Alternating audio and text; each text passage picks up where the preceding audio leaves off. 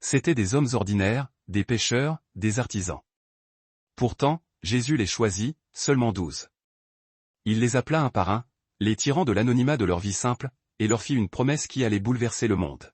« Suivez-moi, leur dit-il, sa voix résonnant d'une autorité douce mais inflexible, et je ferai de vous des pêcheurs d'hommes. » Ils laissèrent derrière eux leurs filets, leurs outils, leur famille même, attirés par le mystère de cet homme et la promesse d'un destin plus grand.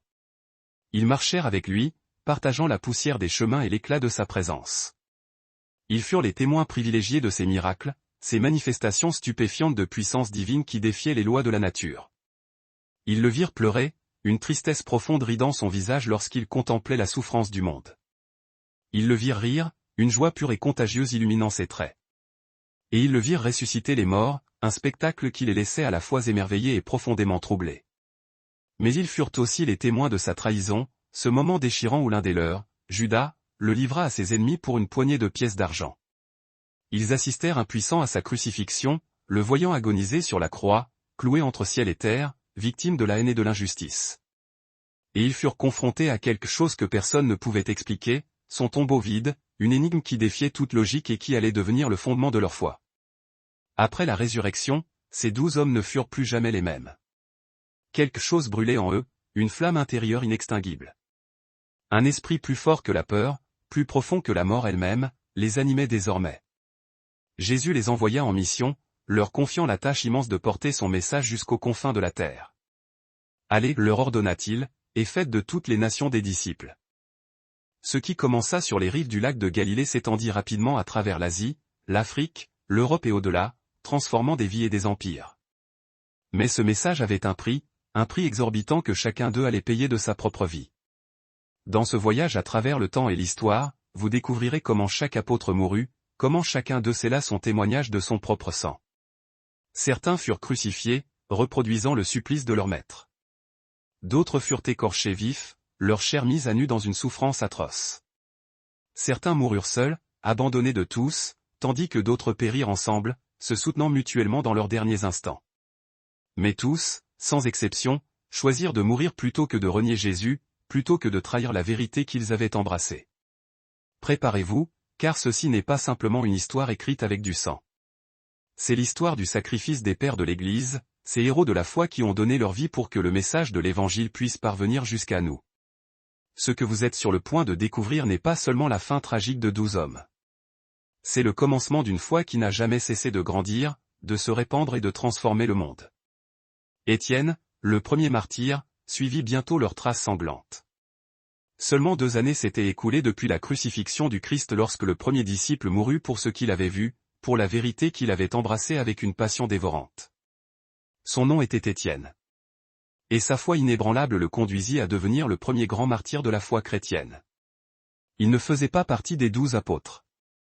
Il n'avait pas été appelé en Galilée, ni partagé le pain lors de la dernière scène. Mais il appartenait à cette première communauté de croyants qui vivaient avec un nouveau feu dans leur cœur, un feu sacré allumé par l'Esprit Saint. Et parmi eux, Étienne rayonnait plus que tous les autres, sa foi brillant comme un phare dans l'obscurité. L'Écriture le décrit comme un homme rempli de grâce et de puissance, accomplissant de grands prodiges parmi le peuple, des miracles qui attestaient de la présence de Dieu en lui. Mais ce n'était pas seulement ce qu'il faisait, c'était aussi ce qu'il disait. Étienne parlait avec une autorité qui ne venait pas de ce monde, une autorité divine qui frappait les cœurs et réveillait les consciences. De sa bouche jaillissait le nom de Jésus, un nom qui guérissait les malades et chassait les démons. Ses mains imposaient la guérison aux infirmes, et des foules immenses le suivaient, avides d'entendre ses paroles et de recevoir sa bénédiction. C'en fut trop pour ses ennemis. Les chefs religieux virent le message du Christ se répandre de manière incontrôlable et crurent qu'Étienne en était le principal responsable. Alors, un groupe d'hommes de la synagogue, connu sous le nom d'affranchis, se dressa contre Étienne. Ils le défièrent, essayant de le confondre par leurs arguments sophistiques, mais ils échouèrent. Sa sagesse et son éloquence les désarmèrent. Frustrés et humiliés, ils recoururent à la tromperie, soudoyant de faux témoins pour l'accuser de quelque chose de grave, de blasphémer contre Moïse et contre Dieu, un crime passible de la peine de mort. La rumeur se répandit rapidement comme une traînée de poudre. Le peuple s'agita, manipulé par les mensonges et la haine.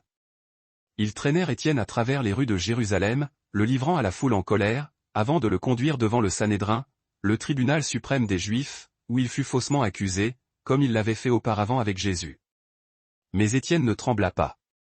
Il ne se défendit pas avec véhémence, ni ne chercha à justifier ses actions. Il ouvrit sa bouche et le ciel parla à travers lui. D'Abraham à Moïse, du temple aux prophètes, il raconta toute l'histoire d'Israël, replaçant la venue de Jésus dans la continuité du plan divin. Puis, comme un éclair déchirant le ciel, il prononça la vérité que personne au cœur endurci ne voulait entendre. « Homme au Khoured » s'écria-t-il, sa voix tonnant dans la salle, vous vous opposez toujours à l'Esprit Saint. Vous êtes comme vos ancêtres.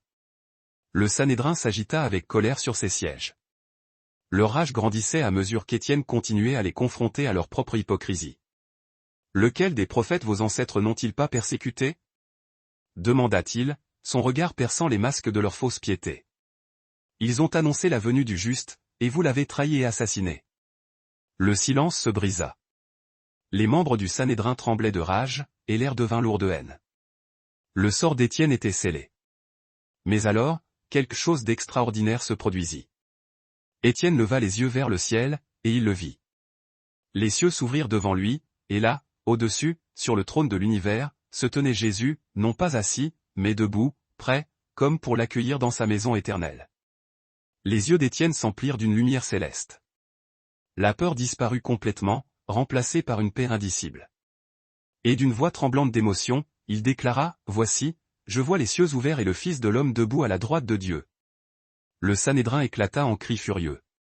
Ils ne pouvaient pas le supporter. Jésus exalté à la droite de Dieu. Le même Jésus qu'ils avaient crucifié, maintenant audacieusement proclamé devant leurs propres yeux par Étienne lui-même. Le procès était terminé. Ils n'avaient plus besoin d'autres preuves. Se précipitant sur lui, ils traînèrent Étienne hors des portes de la ville et commencèrent à le lapider. La première pierre frappa son corps. Puis une autre, et encore une pluie de pierres s'abattant sur lui. Pourtant, Étienne ne cria pas, ni ne maudit, ni ne supplia grâce. Alors que les hommes lançaient les pierres, ils enlevèrent leurs manteaux, soucieux de ne pas se souiller du sang du juste. Un jeune pharisien veillait sur eux, observant la scène avec un regard froid et implacable. Son nom était Saul. Il approuvait le meurtre d'Étienne, considérant cet acte de violence comme un service rendu à Dieu. Étienne haleta, sentant le sang couler sur son visage. D'un dernier souffle, ses lèvres murmurèrent une dernière prière, non pas pour lui-même, mais pour ceux qui l'assassinaient. « Seigneur, implora-t-il, ne leur impute pas ce péché. » Et puis il ferma les yeux et mourut. Étienne fut le premier à mourir pour Jésus, le premier à verser son sang pour la foi. Et tout comme son maître, il mourut en pardonnant. Son sang fut la semence qui planta le courage dans les cœurs de ceux qui vinrent après lui, un héritage de foi et de sacrifice qui allait inspirer des générations de chrétiens. Car le prochain martyr serait l'un des 12 élus. Musique. Jacques fut le premier des 12 apôtres à mourir pour le nom de Jésus. Il était le frère de Jean, également pêcheur du lac de Galilée, et l'un des premiers à tout abandonner lorsque Jésus l'appela, lui disant simplement « Suis-moi ». Jacques faisait partie du cercle intime de Jésus, le groupe restreint de disciples qui partageaient une intimité particulière avec le Maître. Il se tenait à ses côtés pendant des moments que les autres n'ont pas vécus. Il fut témoin de la résurrection de la fille de Jaïru, un miracle stupéfiant qui défiait toute explication rationnelle. Il fut l'un des 3 apôtres à voir Jésus transfiguré sur la montagne, son visage brillant comme le soleil et ses vêtements devenant blancs comme la lumière. Et il fut l'un de ceux qui s'endormirent alors que Jésus priait dans l'agonie, suant le sang à Gethsémanée, un moment de détresse profonde qui révélait la pleine humanité du Fils de Dieu. Et lorsque l'Esprit Saint descendit à la Pentecôte, ce fut comme si un feu s'éveillait à l'intérieur de lui, une force irrésistible le poussant à témoigner de la résurrection du Christ. Rempli de courage et de zèle, sa voix commença à résonner dans tout Jérusalem, proclamant avec audace et conviction que le roi avait vaincu la mort, que le Messie était venu et avait accompli toutes les prophéties. Et c'est pourquoi il fut marqué. La ville était en pleine transformation. Le nombre de croyants augmentait de jour en jour, défiant l'autorité religieuse et menaçant l'ordre établi. Hérode Agrippa Ier, roi de Judée, avide de pouvoir et désireux de plaire au Sanhédrin, décida qu'il était temps d'envoyer un message clair, un message de peur et d'intimidation.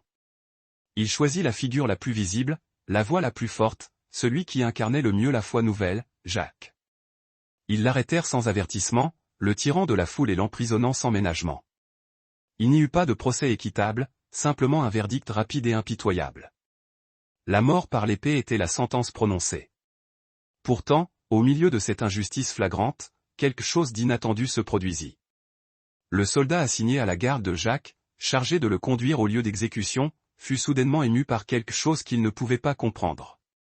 Peut-être était-ce la paix qui se lisait dans les yeux de Jacques, une paix profonde et sereine qui témoignait d'une foi inébranlable, une absence totale de haine et d'amertume malgré l'injustice dont il était victime.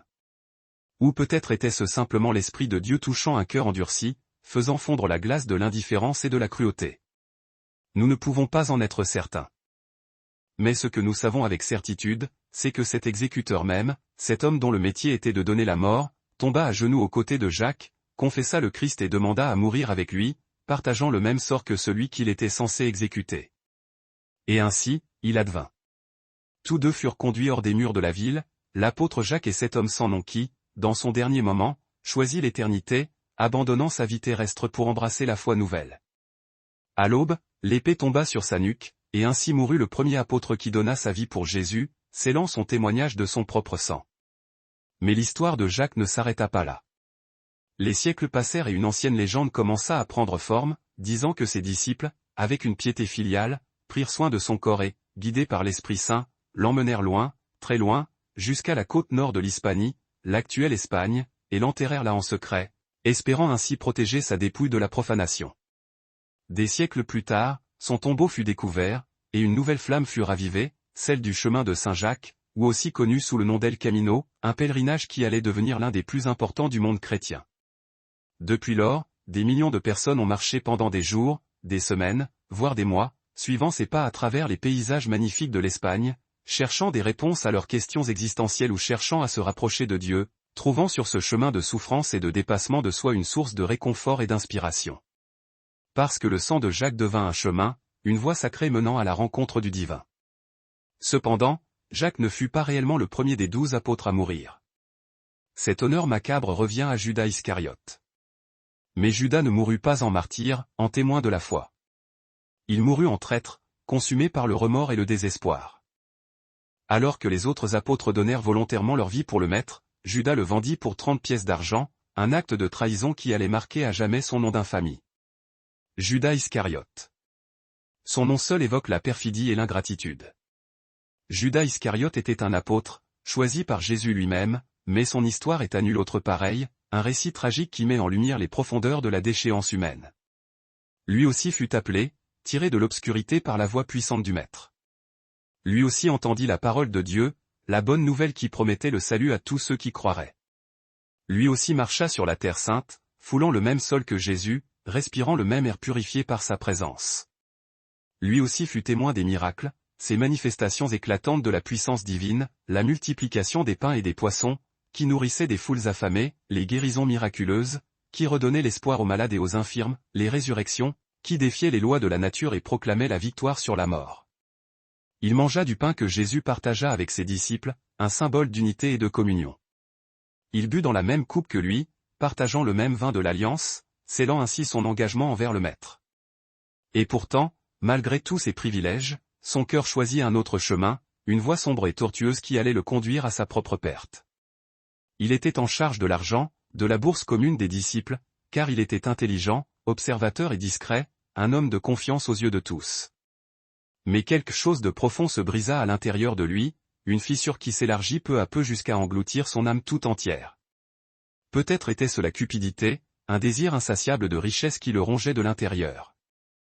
Ou peut-être n'a-t-il jamais été vraiment un disciple, un homme sincèrement converti au message du Christ, mais plutôt un opportuniste cherchant à tirer profit de la situation. Quoi qu'il en soit, sa trahison devint la blessure la plus cruelle dans l'histoire de l'Évangile, une cicatrice indélébile qui rappellerait à jamais la fragilité de la nature humaine.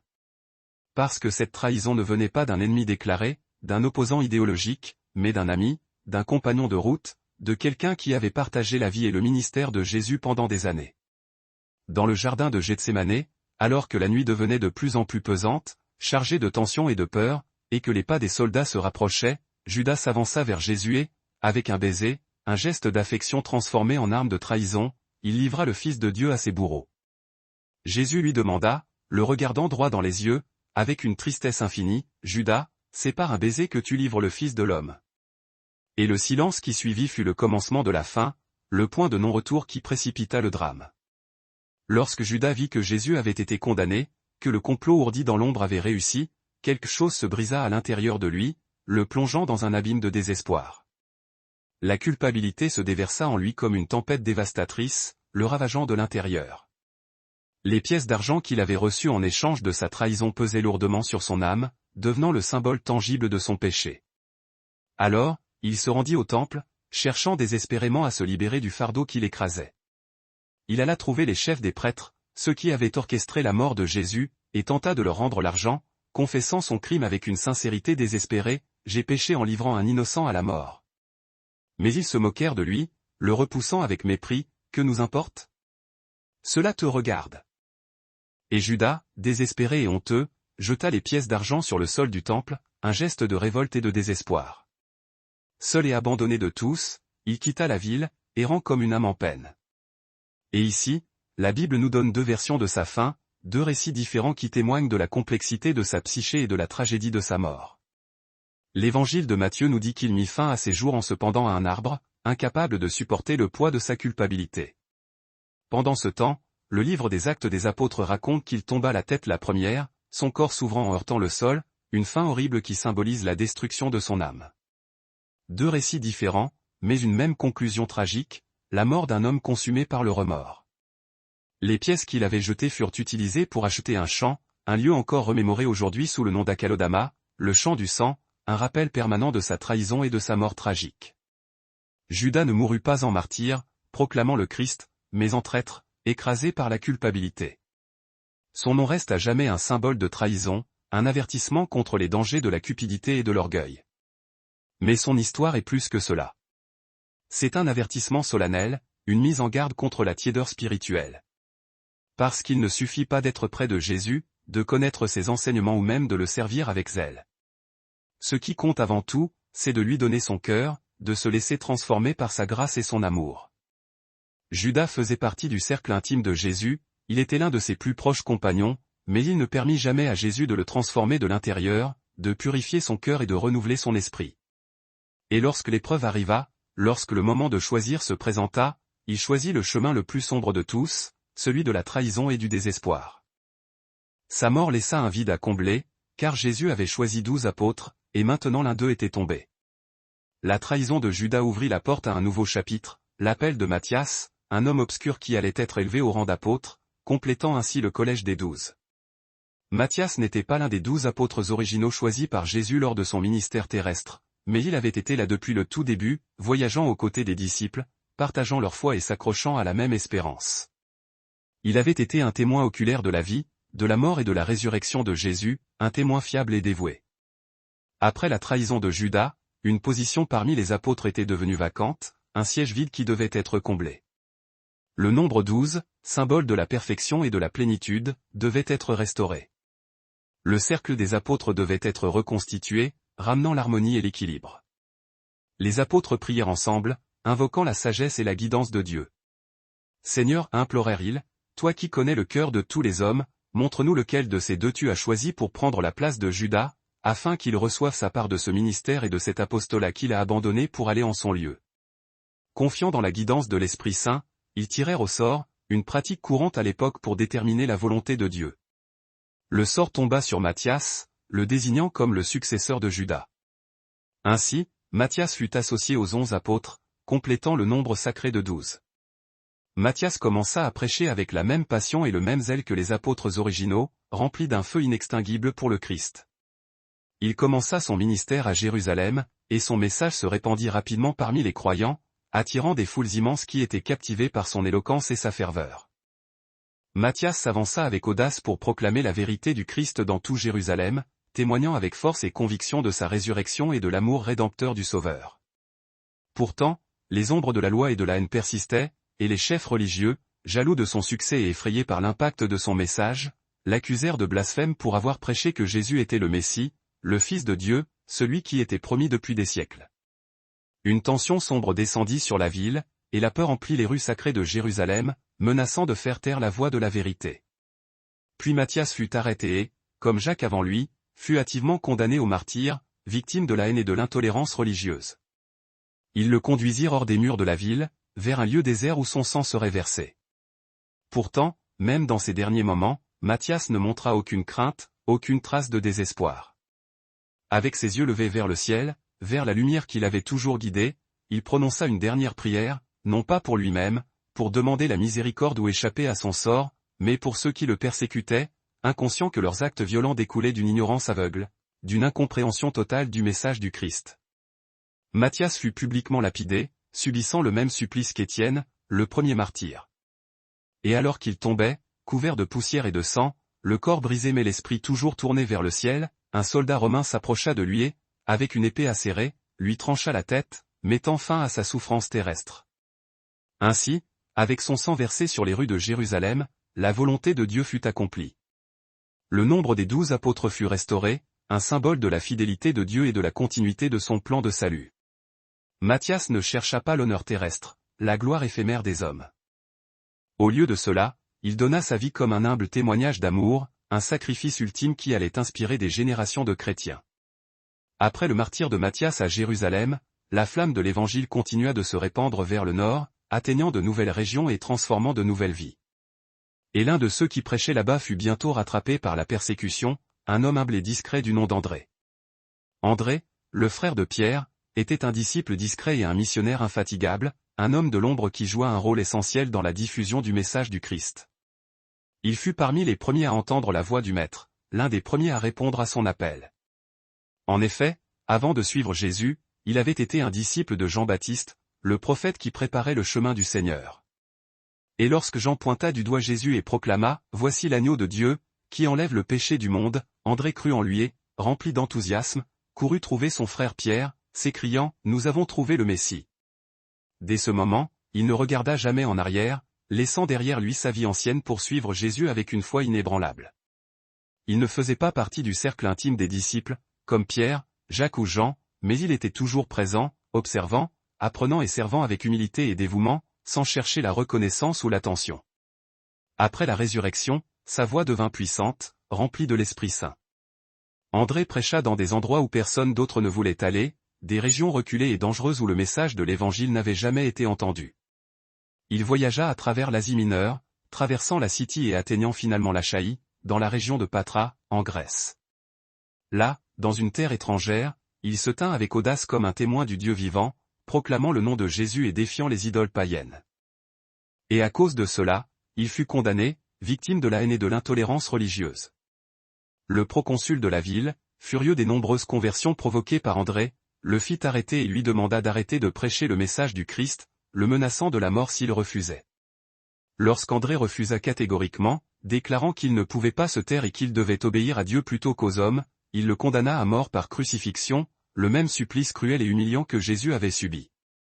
Mais lorsqu'ils lui montrèrent la croix, l'instrument de sa mort, André sourit, un sourire énigmatique qui déconcerta ses bourreaux. Depuis des années, dit-il, sa voix calme et assurée, j'ai aspiré à ce moment, à l'honneur de souffrir pour mon Seigneur. Je n'ai pas honte de la croix, car c'est le lieu où mon Maître a vaincu le monde, où il a triomphé du péché et de la mort. Il demanda seulement une chose, par humilité et respect, qu'il ne soit pas crucifié de la même manière que Jésus, car il se sentait indigne de mourir comme son Seigneur l'avait fait. Et cela lui fut accordé. Ils préparèrent une croix en forme de X, une croix différente, mais non moins cruelle, un instrument de torture qui prolongerait sa souffrance. Ils l'attachèrent avec des cordes au lieu de clous, afin d'éviter de percer ses membres, prolongeant ainsi son agonie. Et pendant 2 jours entiers, André, suspendu à cette croix, continua de prêcher, exhortant les foules à se repentir de leurs péchés et à croire en Jésus-Christ. Du haut de sa souffrance, sa voix proclamait toujours le Christ, un témoignage puissant et poignant de sa foi inébranlable. Il parlait de l'amour de Dieu, de son pardon infini, et de la vie éternelle promise à ceux qui croient en lui. Les foules l'écoutaient avec admiration, frappées par sa force et sa détermination. Certains versaient des larmes, touchés par la grâce de ses paroles, tandis que d'autres se moquaient de lui, incrédules et indifférents. Mais personne ne restait indifférent à son message. Alors que son corps s'affaiblissait, épuisé par la douleur et la privation, son esprit devenait plus fort, rempli de l'Esprit Saint. Et le 3e jour, sa voix se tut, ses yeux se fermèrent et son âme fut accueillie dans la gloire éternelle, rejoignant son Seigneur et Sauveur dans le royaume des cieux. La croix en forme de X devint son symbole, la croix de Saint André, un emblème d'humilité, de sacrifice de soi et de loyauté inébranlable jusqu'à la fin, une représentation visuelle de sa foi et de son martyre. André n'a jamais écrit d'épître ni fondé d'église célèbre.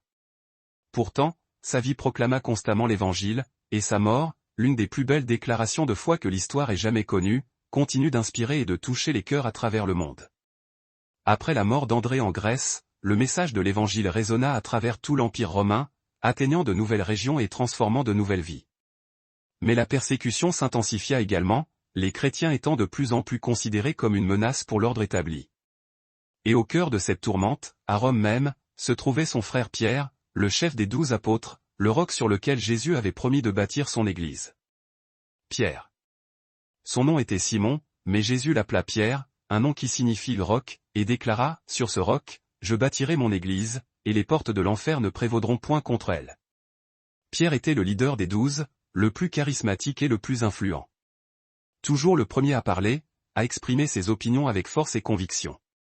Le premier à proclamer avec foi, tu es le Christ, le Fils du Dieu vivant. Et le premier à sortir sur l'eau, défiant les lois de la nature grâce à sa foi en Jésus. Mais aussi le premier à renier Jésus, cédant à la peur et à la faiblesse humaine. Cette nuit-là, lorsque Jésus fut arrêté, Pierre le suivit de loin, le cœur partagé entre la loyauté et la peur. Il se tenait près du feu, dans la cour du grand prêtre, essayant de se fondre dans la foule et d'éviter d'être reconnu comme un disciple de Jésus. Il nia le connaître 3 fois, reniant ainsi son engagement envers le Maître et trahissant sa propre foi. Puis le coq chanta, et Pierre se souvint des paroles de Jésus, de sa prédiction qu'il le renierait avant le chant du coq. Le remords le saisit, et il pleura amèrement, consumé par la honte et le désespoir. Mais le Maître ne le rejeta pas, ne le laissa pas sombrer dans le désespoir. Au lieu de cela, Jésus chercha Pierre, lui pardonnant sa trahison et le restaurant dans son amour. Et là, près des braises rougeoyantes, dans la première lumière de l'aube, sur une plage de Galilée, il lui demanda 3 fois, insistant sur son amour, « Simon, fils de Jonas, m'aimes-tu » Et 3 fois Pierre répondit avec ferveur, « Seigneur, tu sais toutes choses, tu sais que je t'aime. » Alors Jésus lui dit, lui confiant une mission sacrée, « Paie mes agneaux. Paie mes brebis.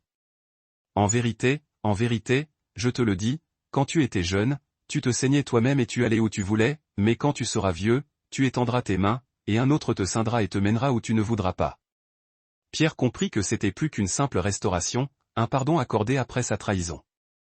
C'était une prophétie, une prédiction de la manière dont il mourrait, rendant témoignage de sa foi en Jésus. Il réalisa qu'un jour, il donnerait sa vie pour son Seigneur, scellant son engagement de son propre sang. Pierre fut restauré, pardonné et confirmé dans son rôle de chef des apôtres. Après la Pentecôte, rempli de l'Esprit Saint, Pierre prêcha avec une autorité qui dépassait ce monde, et des milliers de personnes crurent en un seul jour, touchées par la puissance de sa parole. Il guérit les malades, ressuscita les morts, et se tint avec audace devant le Sanhédrin, défiant leur autorité et proclamant le nom de Jésus sans crainte. Et quand le temps fut venu, il quitta Jérusalem, suivant le commandement du Seigneur d'aller dans le monde entier et de prêcher l'Évangile à toute la création. Il prit le message du Christ et le porta droit au cœur de l'Empire romain, à Rome même, la ville des Césars, le centre du pouvoir et de la civilisation. Là, dans cette ville corrompue et idolâtre, il fonda une église destinée à résister à des siècles de persécution, une communauté de croyants qui allait changer le cours de l'histoire. Pourtant, en l'an 64 après J.C., sous le règne de l'empereur Néron, le jugement finit par l'atteindre. Néron avait persécuté les chrétiens tout au long de son règne, les considérant comme des ennemis de l'Empire et des fauteurs de troubles. Pendant 3 jours, Saul ne mangea ni ne but. Il était aveugle, mais pour la première fois, il commençait à voir véritablement avec son cœur. À partir de ce moment précis, l'un des ministères les plus remarquables de l'histoire chrétienne débuta. Paul consacra le reste de sa vie à un seul but, proclamer que Jésus était le Messie, le Fils de Dieu. Celui qui avait persécuté commençait maintenant à prêcher. Celui qui avait haï commençait à aimer. Et celui qui avait autrefois détruit des églises commençait à les bâtir. Il voyagea plus loin que n'importe quel autre apôtre. Sillonnant l'Asie mineure, la Grèce, la Syrie, la Macédoine et l'Italie. Il planta des églises dans des villes stratégiques telles qu'Éphèse, Thessalonique, Philippe, Corinthe et Rome. Il prêchait aux Juifs comme aux gentils. Il parlait dans les synagogues, les marchés, les prisons, les navires, les humbles foyers et les palais impériaux, là où d'autres voyaient le danger. Paul, lui, y voyait une opportunité divine. Il fut lapidé à Lystre, fouetté à Philippe, enchaîné à Jérusalem, mais il ne s'arrêta jamais. Et Dieu le protégea toujours, le préservant miraculeusement.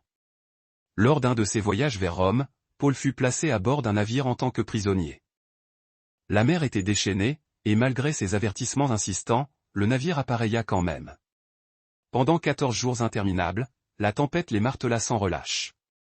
Les marins, désespérés, jetèrent leur cargaison par-dessus bord, perdirent leur repère et faillirent perdre tout espoir. Mais au milieu de ce chaos apocalyptique, Paul se leva et dit avec une assurance tranquille, « Aucun de vous ne perdra la vie, car cette nuit, un ange du Dieu auquel j'appartiens et que je sers s'est tenu devant moi et m'a révélé la promesse de notre salut. » Et ainsi, la prophétie se réalisa. Le navire s'échoua près d'une île nommée Malte. Et même si le navire se brisa en 1000 morceaux sous la violence des vagues, pas une seule vie ne fut perdue. Tous furent sauvés par la grâce divine. Une fois à terre, les habitants de l'île les accueillirent chaleureusement, avec une hospitalité sincère. Ils allumèrent un grand feu pour les réchauffer et leur permettre de se sécher. Et tandis que Paul ramassait des branches, un serpent venimeux jaillit soudainement du tas de bois, s'agrippa à sa main et le mordit violemment.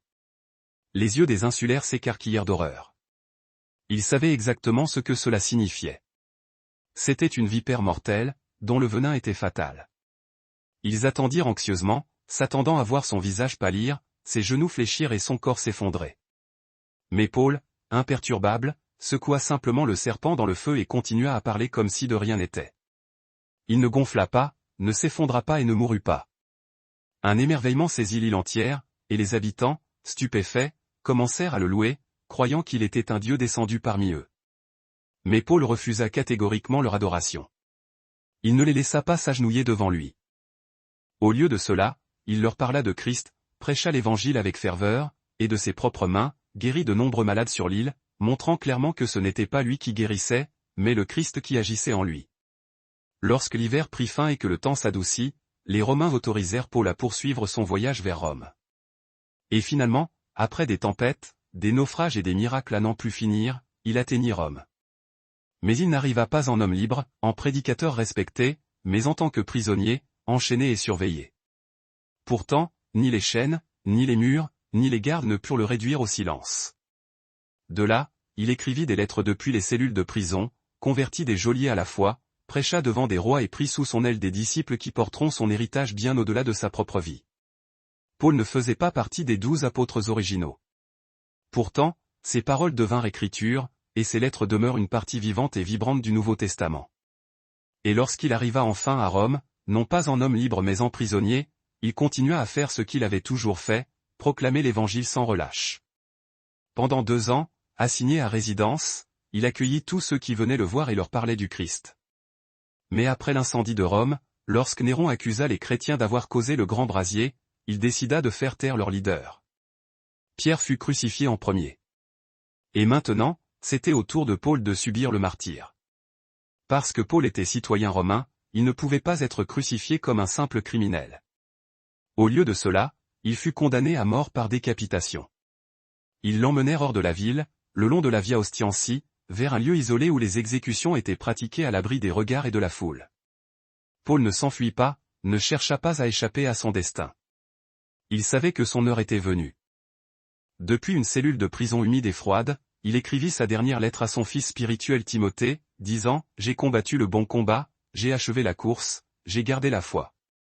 Désormais, la couronne de justice m'attend. » Puis, avec la confiance sereine de celui qui remet son âme entre les mains de son Seigneur, Paul baissa la tête. L'épée tomba et son esprit s'envola vers le ciel. Paul n'était pas l'un des 12, mais il devint un pilier fondamental du christianisme. Encore aujourd'hui, ses épîtres continuent de guider le peuple de Dieu, et son témoignage proclame audacieusement une vérité éternelle, ce n'est plus moi qui vis, mais Christ qui vit en moi. Mais alors que Paul affrontait l'exécution à Rome, au cœur même de l'Empire, une autre mort, plus discrète, se déroulait dans la ville sainte de Jérusalem.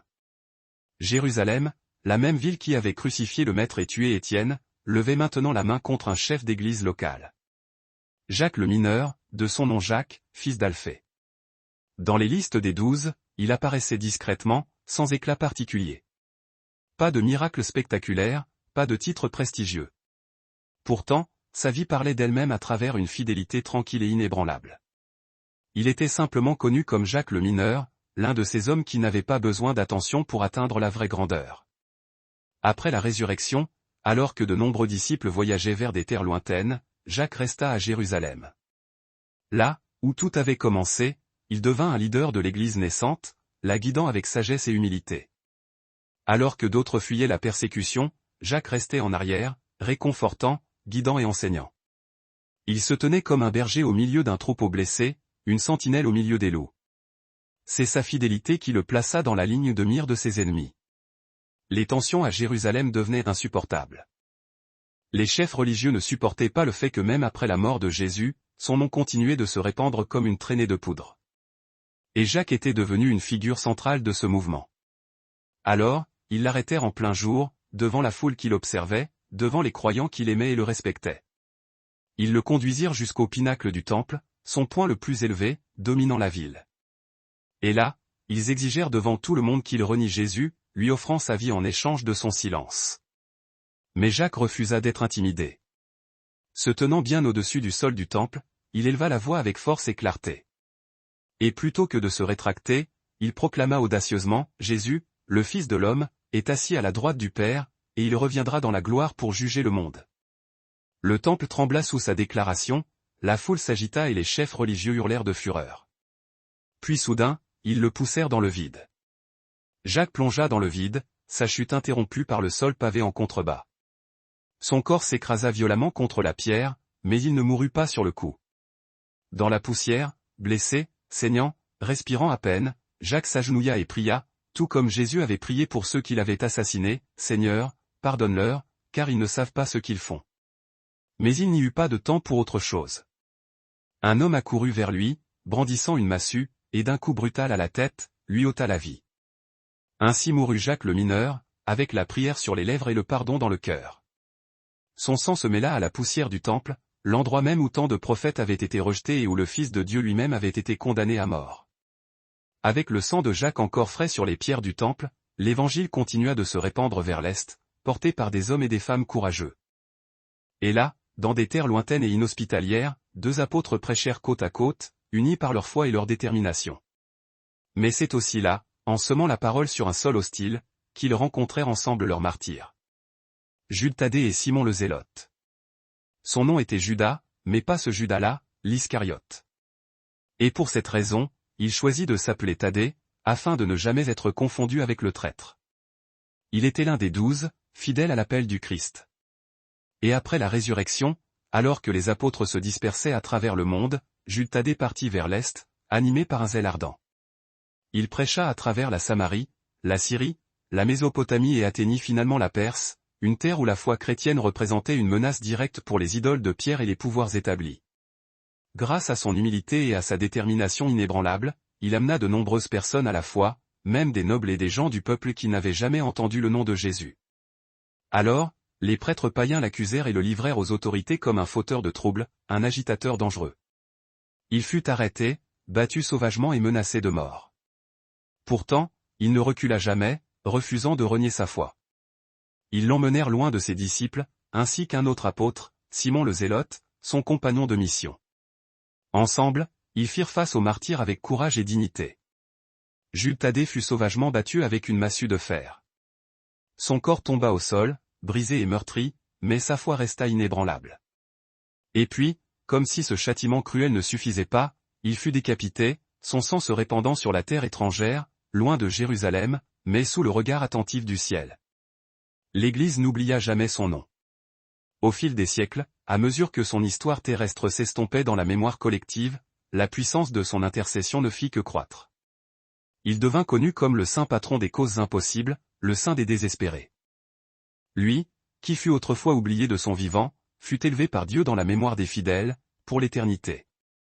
Parce que c'est ainsi que fonctionne le royaume des cieux, les derniers seront les premiers.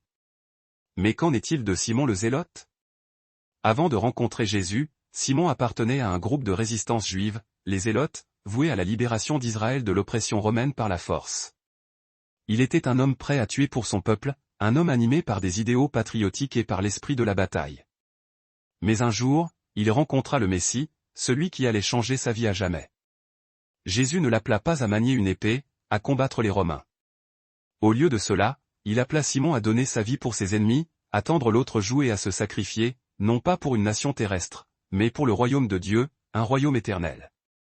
Et Simon accepta cet appel radical. Il marcha aux côtés des 12, écoutant attentivement en silence les enseignements du Christ. Et lorsque le Maître fut crucifié, il ne fuit pas la douleur, la souffrance et la déception.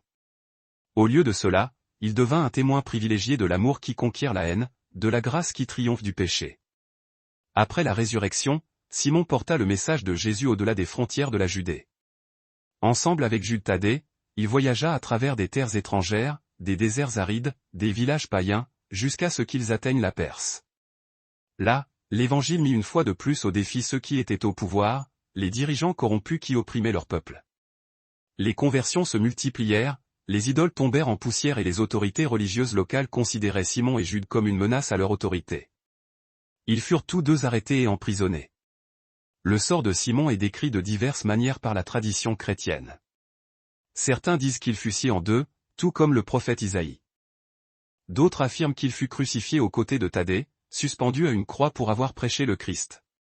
Quelle que soit la méthode utilisée, le résultat fut le même, le martyr. Il mourut loin de chez lui, sans tombe connue ni écrit portant son nom. Pourtant, Simon ne mourut pas seul. Il mourut comme l'un des siens, entouré de ses frères dans la foi.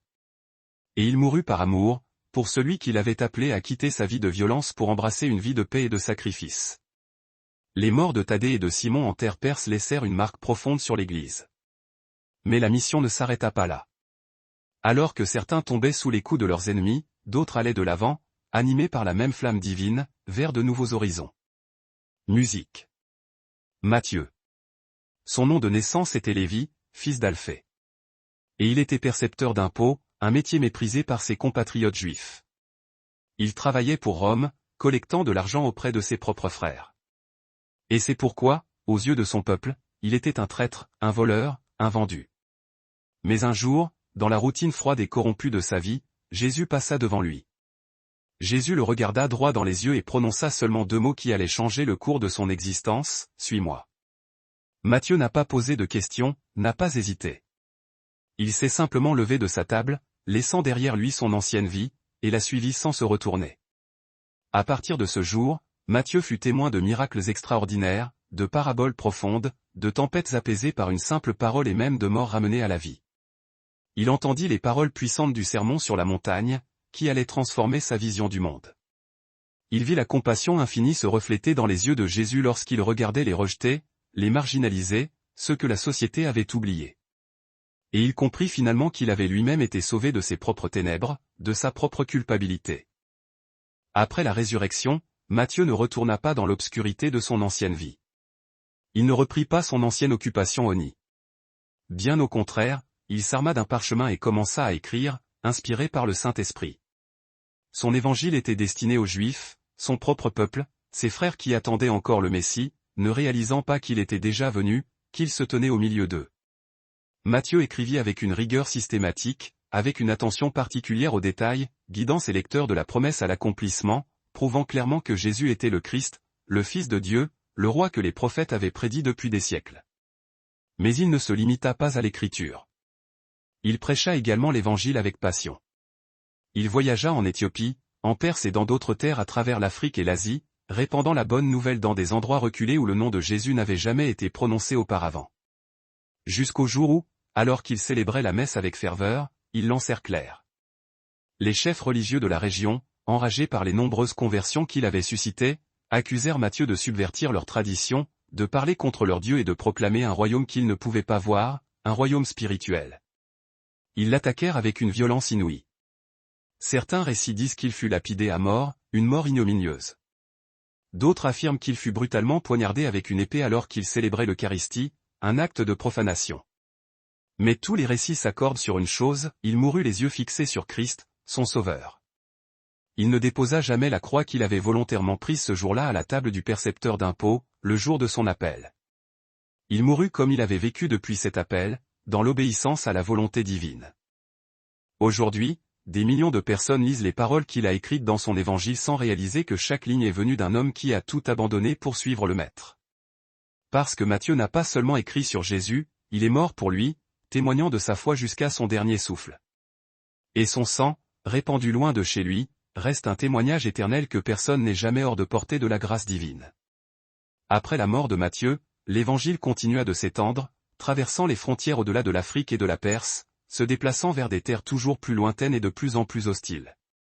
L'un de ceux qui furent assez courageux pour aller jusqu'aux extrémités de la terre deviendrait le prochain à être réduit au silence, à payer le prix ultime de sa foi. Thomas. Son nom était Thomas, mais le monde se souvient de lui sous un autre titre, le douteur. L'histoire se souvient de lui pour ce moment après la résurrection où les autres disciples déclarèrent avec joie, « Nous avons vu le Seigneur. » Et il répondit avec scepticisme, « Tant que je ne verrai pas la marque des clous dans ses mains, que je ne mettrai pas mon doigt à la place des clous et que je ne mettrai pas ma main dans son côté, je ne croirai pas. » Pourtant, cette phrase n'était pas la fin de son histoire, mais le début d'une transformation radicale. 8 jours plus tard, Jésus apparut une fois de plus à ses disciples. Et cette fois, Thomas était présent. Le maître ne le rejeta pas, ne le condamna pas pour son manque de foi. Il tendit simplement ses mains vers lui et dit, « Avance ton doigt ici, et regarde mes mains, avance aussi ta main, et mets-la dans mon côté, et ne sois pas incrédule, mais crois. » À ce moment précis, Thomas, brisé intérieurement par la réalisation de son erreur, tomba à genoux devant le Seigneur ressuscité. Il n'avait pas besoin de toucher, de palper les blessures. Voir était suffisant pour dissiper tous ses doutes, et il prononça l'une des confessions les plus puissantes de toute l'Écriture, « Mon Seigneur et mon Dieu. » À partir de ce jour, Thomas ne douta plus jamais. Il devint un apôtre ardent, zélé pour la cause du Christ. Après la Pentecôte, il voyagea plus loin que presque tous les autres apôtres. Alors que les autres prêchaient à travers l'Asie mineure et l'Europe, Thomas voyagea vers l'Est à travers la Perse jusqu'en Inde, un voyage long et périlleux. Oui, le disciple qui avait autrefois douté était celui qui portait l'Évangile aux terres les plus reculées du monde connu. Là, dans ce qui est aujourd'hui Chéné, il fonda des communautés chrétiennes florissantes. Il baptisa de nouveaux croyants, établit des églises solides et fut largement honoré pour la vérité qu'il proclamait avec tant de conviction. Mais prêcher le Christ dans une terre d'idoles n'était pas sans danger. Les conversions massives rendaient les chefs religieux locaux mal à l'aise, menaçant leur pouvoir et leur influence. Ils l'observaient de loin, le menaçaient ouvertement, et un jour, ils passèrent à l'action. Alors que Thomas priait au sommet d'une colline sacrée, un lieu de rencontre avec Dieu, ils l'encerclèrent soudainement, animés par une rage incontrôlable. Avec plusieurs lances acérées, ils le percèrent de coups, mettant fin à sa vie terrestre. Son corps tomba lourdement au sol et son sang s'imprégna dans la terre. La même terre qu'il avait ensemencée profondément avec le message de l'Évangile, la semence de la vie éternelle. Et ainsi, il mourut à genoux en prière, fidèle jusqu'à son dernier souffle. L'homme qui avait autrefois dit, « Si je ne vois, je ne croirai pas », finit par donner sa vie pour ce qu'il croyait de tout son cœur. Sa tombe se trouve en Inde à ce jour, un lieu de pèlerinage pour les chrétiens du monde entier. Des millions de personnes l'honorent comme l'apôtre qui a porté la foi dans des coins oubliés du monde, comme l'homme qui avait autrefois besoin de preuves tangibles, mais qui, par la suite, a vécu par la foi seule, confiant dans la promesse du Christ. Après la mort de Thomas dans l'Inde lointaine, un autre apôtre marchait déjà sur ces mêmes chemins difficiles, traversant l'Asie et proclamant le nom du Christ à des cultures inconnues. Et il allait bientôt faire face à l'une des morts les plus cruelles de toutes, un martyr qui témoignerait de la haine du monde pour le message de l'Évangile. Bartholomée. Avant de rencontrer Jésus, Bartholomée était connu sous le nom de Nathanaël, un homme sincère, un étudiant assidu des Écritures, profondément juif, et pourtant sceptique de nature, car il ne se laissait pas facilement influencer par les apparences trompeuses. La toute première fois qu'il entendit dire que le Messie pourrait venir d'un endroit aussi petit et insignifiant que Nazareth, sa réponse immédiate fut abrupte et directe, « Peut-il venir quelque chose de bon de Nazareth ?» C'était une question empreinte de doute, mais aussi profondément honnête. Nathanaël ne prétendit jamais avoir une foi qu'il ne possédait pas. Il ne suivait pas aveuglément les autres, simplement pour se conformer ou pour éviter la pression des pairs. Puis un jour, son ami Philippe l'amena face à face avec Jésus, le Messie tant attendu. Avant même que Nathanaël puisse prononcer un mot, le Maître lui montra qu'il le connaissait déjà, qu'il connaissait son cœur. Jésus le regarda droit dans les yeux et dit avec une douceur pénétrante, « Voici vraiment un Israélite, un homme sans fausseté. » Étonné, Nathanaël répondit, « Comment me connais-tu » Et Jésus répondit avec des mots doux qui fondirent tous ses doutes et sa méfiance, « Avant que Philippe t'appelle, quand tu étais sous le figuier, je t'ai vu. » Personne ne savait ce que Nathanaël avait prié, pensé ou ressenti sous ce figuier, cet endroit secret de communion avec Dieu. Personne, sauf Dieu lui-même. Alors, les yeux de Nathanaël s'écarquillèrent d'étonnement, et il confessa avec humilité et sincérité, « Rabbi, tu es vraiment le Fils de Dieu, tu es le roi d'Israël. » À partir de ce jour, Bartholomée ne quitta plus jamais Jésus. Il devint l'un de ses disciples les plus fidèles et les plus dévoués. Après la résurrection, lorsque les apôtres furent envoyés pour répandre l'Évangile à travers le monde, Bartholomée voyagea au-delà des rivages familiers, prêchant en Arabie, en Perse, en Inde, en Mésopotamie et finalement en Arménie. Là, il apporta le message du Christ à un peuple asservi à l'adoration des idoles, brisant les chaînes de leur esclavage spirituel. Sa prédication ne passa pas inaperçue. De nombreuses personnes se convertirent, même celles qui faisaient partie de la maison royale, et cela scella son sort. Les prêtres païens, voyant leur pouvoir s'échapper de leurs mains, l'accusèrent de rébellion spirituelle, de saper les fondements de leur religion. Ils l'emprisonnèrent, non pas simplement pour l'exécuter, mais pour le détruire complètement. Ils voulaient effacer son corps, son image et son héritage, afin de servir d'avertissement du sort qui attendait quiconque oserait défier les dieux de pierre. Ainsi commença l'un des martyrs les plus brutaux de l'histoire chrétienne. Il fut écorché vif. Sa peau fut arrachée de son corps alors qu'il respirait encore, alors que son cœur battait toujours et que ses lèvres continuaient de prier. Après cette torture atroce, il fut décapité. Son corps fut enterré en terre étrangère, loin de sa patrie, mais son témoignage fut gravé à jamais dans l'histoire de l'Église. Au fil des siècles, les artistes chrétiens commencèrent à le représenter tenant un couteau à la main ou même serrant sa propre peau, comme un symbole du prix qu'il a payé pour sa fidélité au Christ. Parce que Bartholomée mourut le visage levé vers le ciel, le même visage que Jésus lui-même avait regardé un jour et déclaré sans fausseté, une vérité qui resta intacte jusqu'à la fin de sa vie. Pourtant, après le martyre déchirant de Bartholomée, personne ne pouvait prévoir que le prochain apôtre à tomber serait son ami très proche, Philippe, le même homme qui le présenta pour la première fois à Jésus, de retour en Galilée. Le destin réservait encore bien des surprises aux disciples du Christ. Philippe était originaire d'un petit village de pêcheurs du nord de la Galilée, une région rurale et paisible. Et c'est là qu'il vit Jésus pour la première fois, lors d'une rencontre fortuite qui allait transformer sa vie.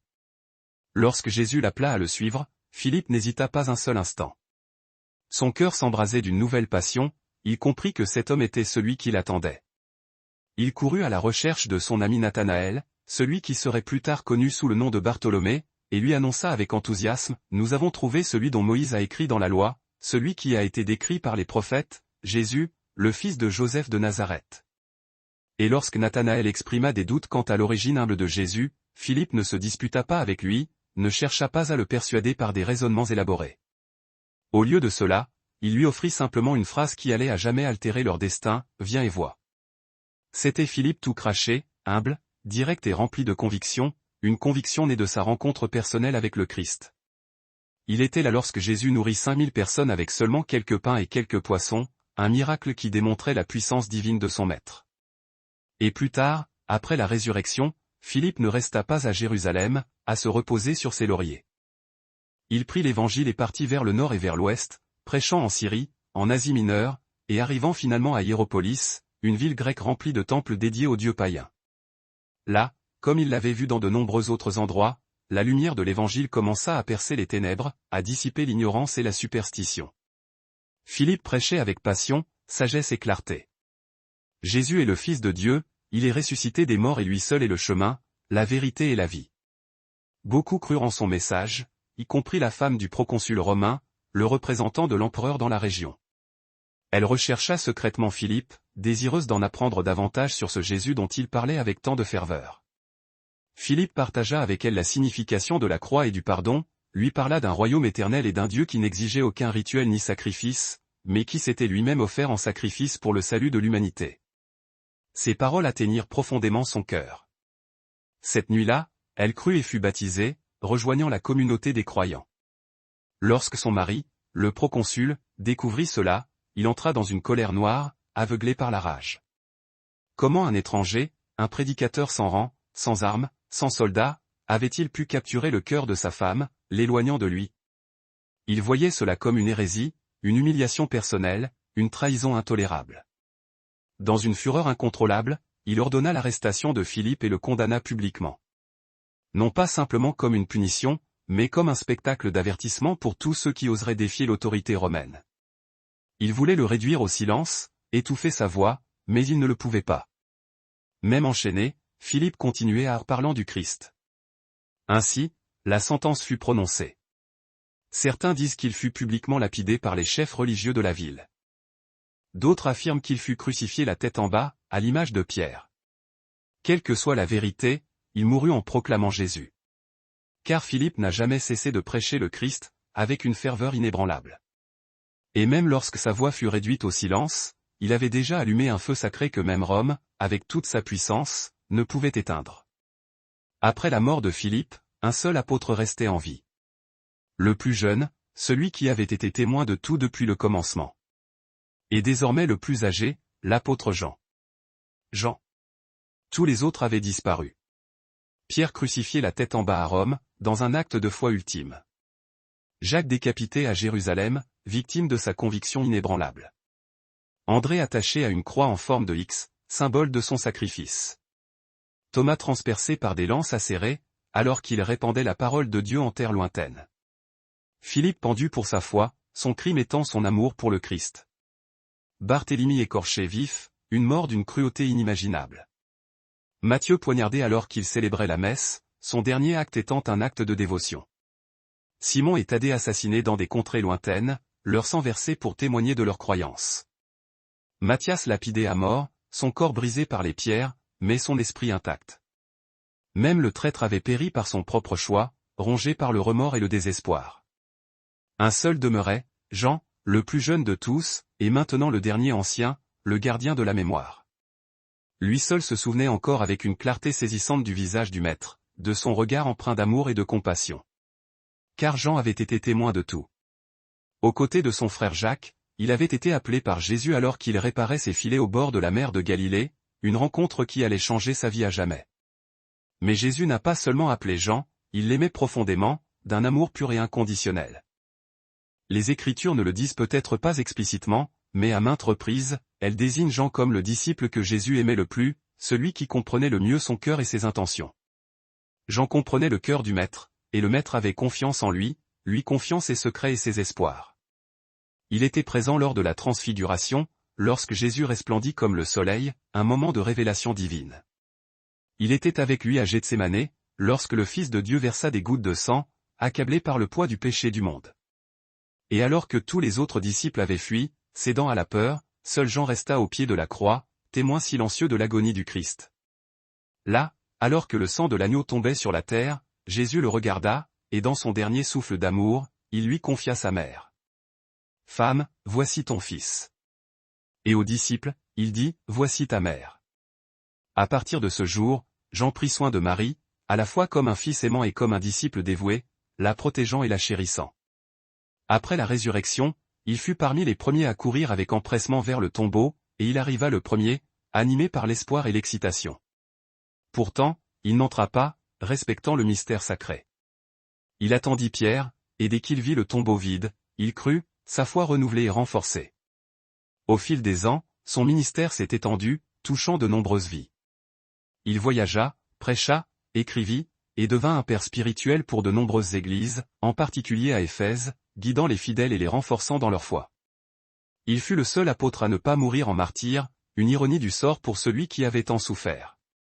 Pourtant, cela ne signifie pas qu'il n'a pas souffert, loin de là. Car Jean vécut plus longtemps que tous les autres, mais il les vit aussi tous mourir, assistant impuissants à leur martyr. Un par un, il vit ses amis, ses frères missionnaires se faire tuer, victimes de leur foi inébranlable. Pourtant, il resta, témoin silencieux de la cruauté humaine, mais aussi de la puissance de l'esprit. Il endura la solitude de celui qui a trop vu, de celui qui porte le fardeau de la mémoire. Et lui aussi fut arrêté et persécuté, victime de l'intolérance et de la haine. Il fut emmené à Rome, où l'empereur Domitien chercha à le réduire au silence et à l'exécuter de la manière la plus brutale imaginable, en le jetant dans un pot d'huile bouillante, un supplice censé briser sa volonté et sa foi. La foule s'attendait à ce qu'il crie, à ce qu'il se dissolve, consumé par les flammes et l'agonie. Mais il ne cria ni ne mourut. Il ne fut même pas brûlé. Il sortit de ce chaudron comme Daniel était sorti de la fosse au lion, complètement indemne, protégé par une force invisible.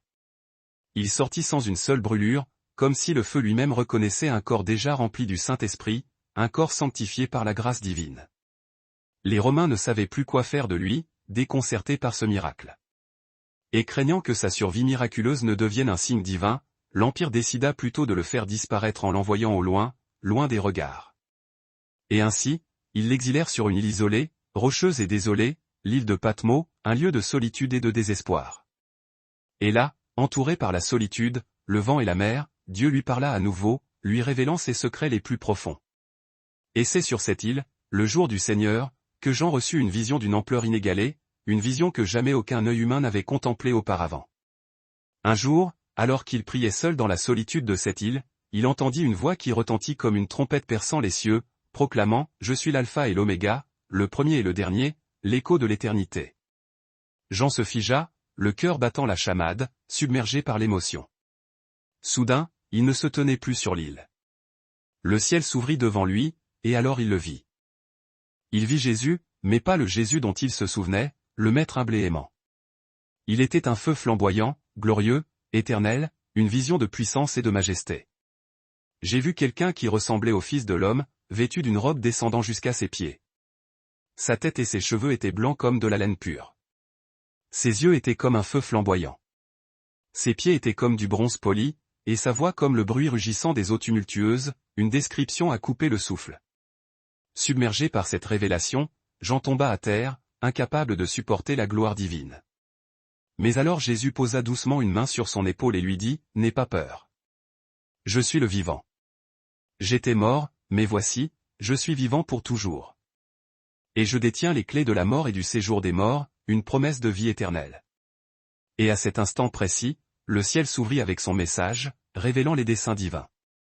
Dieu lui révéla la destinée finale de l'humanité et sa gloire éternelle, lui ordonnant d'écrire tout ce qu'il voyait, d'être le témoin de l'Apocalypse.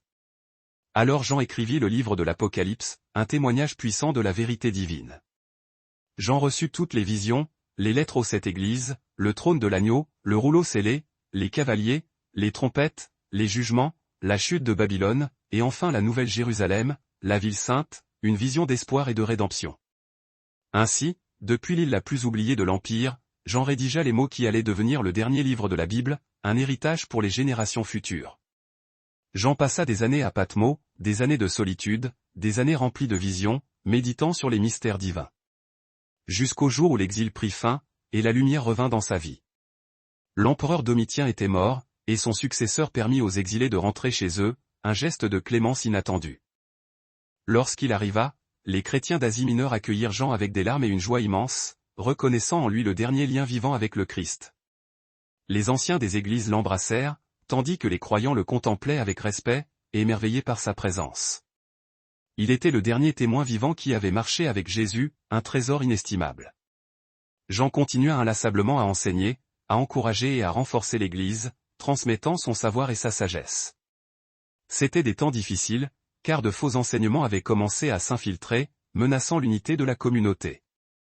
Certains niaient que Jésus était le Fils de Dieu, remettant en question les fondements mêmes de la foi. D'autres déformaient l'Évangile par la tromperie, semant la confusion et le doute. Et Jean ne pouvait tout simplement pas rester silencieux, il devait défendre la vérité à tout prix. L'apôtre âgé reprit sa plume une fois de plus pour partager ce qui comptait le plus, pour réaffirmer les principes fondamentaux de la foi chrétienne. Et ainsi, il écrivit 3 autres lettres, des lettres d'amour et d'avertissement. Dans la première lettre de Jean, il écrivit avec passion et urgence, proclamant que Dieu est amour, que quiconque aime est né de Dieu, et que si nous prétendons aimer Dieu tout en haïssant notre frère, nous sommes des menteurs, une condamnation sans appel de l'hypocrisie. Dans la deuxième lettre de Jean, il mit en garde contre les séducteurs qui niaient que Jésus était venu dans la chair, et exhorta les croyants à se prémunir contre les mensonges, les protégeant des fausses doctrines. Et dans la troisième lettre de Jean, il écrivit une lettre personnelle à Gaius, l'encourageant à rester fidèle tout en réprimandant ceux qui maltraitaient l'Église, défendant les opprimés et les marginalisés. Même dans sa vieillesse, Jean continua à se battre pour la vérité, avec une énergie inébranlable, et son message restait toujours le même, l'amour, la clé de la vie éternelle. Il n'avait pas besoin de beaucoup de mots, car il avait vu le Verbe lui-même, avait marché avec la lumière et avait ressenti le propre battement de cœur de Dieu, une expérience qui avait transformé sa vie. Les années passèrent, et Jean vieillit et s'affaiblit, mais il continua d'enseigner, guidé par sa foi inébranlable. Les années pesaient sur son corps fragile, le marquant du sceau du temps. Ses cheveux étaient complètement blancs, ses mains tremblaient avec l'âge, et ses pieds ne pouvaient plus le soutenir. Mais son esprit brûlait d'une flamme aussi vive que jamais, illuminant son visage. Il ne pouvait plus se rendre à pied au rassemblement des croyants, alors d'autres le portaient là dans leurs bras, avec tendresse et respect. Lorsque tout le monde était réuni, le silence se faisait dans l'assemblée, un silence empreint d'attente et de vénération. Et d'une voix douce, il répétait toujours les mêmes mots, des mots simples mais profonds, « Aimez-vous les uns les autres », un testament de l'importance de l'amour. Au début, les gens écoutaient attentivement, absorbés par ces paroles. Mais comme il répétait les mêmes mots encore et encore, certains commencèrent à se demander pourquoi il disait toujours la même chose, doutant de la pertinence de son message.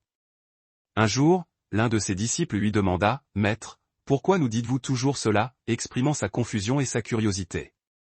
Jean sourit et répondit, « Parce que c'est le commandement du Seigneur, et si vous accomplissez cela seul, ce sera suffisant », révélant la sagesse profonde cachée derrière la simplicité de ses paroles. Les jours passèrent. Les semaines se transformèrent en mois, et le temps suivit son cours inexorable. Et une nuit, Jean, presque centenaire, ferma les yeux pour la toute dernière fois, son voyage terrestre touchant à sa fin. Le dernier témoin du Christ s'éteignit paisiblement à Éphèse, entouré de ses disciples, après une vie remplie de foi, d'amour et de sacrifice. Il fut le seul apôtre à mourir de vieillesse, une fin paisible après une vie tumultueuse. Le témoin qui avait survécu à tout et qui nous avait laissé ouverte la porte du ciel, nous montrant le chemin de la rédemption. Ainsi disparut le dernier des 12, le dernier témoin, le fils adoptif de Marie, le prophète de l'Apocalypse, un homme d'une stature spirituelle inégalée. Mais il laissa son message vivant dans les Écritures, où il nous donna les 2 dernières phrases de toute la Bible, des mots d'espoir et de promesse. Celui qui témoigne de ces choses dit, « Oui, je viens bientôt. Amen. Viens, Seigneur Jésus. » Que la grâce de notre Seigneur Jésus-Christ soit avec vous tous. Amen, un héritage impérissable. J'espère que cette vidéo nous rappelle tout ce que nous devons à ces 12 hommes qui ont donné leur vie pour que le message du Christ puisse nous atteindre aujourd'hui, pour que nous puissions profiter de la lumière de l'Évangile. Veuillez cliquer sur le bouton « J'aime » et partager cette vidéo afin que son message puisse atteindre d'autres croyants, et que leur histoire puisse nous inspirer à vivre avec la même foi, la même passion et le même amour pour Jésus, un appel à l'action. Et rappelez-vous, l'histoire complète des apôtres est écrite dans le livre des Actes de la Bible, une source inépuisable d'inspiration. À l'écran maintenant, vous trouverez une vidéo contenant le livre des Actes dans son intégralité, une invitation à approfondir votre connaissance de la foi. Vous devez la regarder pour comprendre l'histoire de la naissance de l'Église et comment ces 12 disciples ont conquis le monde par la seule foi, un témoignage de la puissance de l'Esprit. Parce que leur histoire continue de vivre à travers nous aujourd'hui, nous inspirant et nous guidant. Que Dieu vous bénisse et vous garde.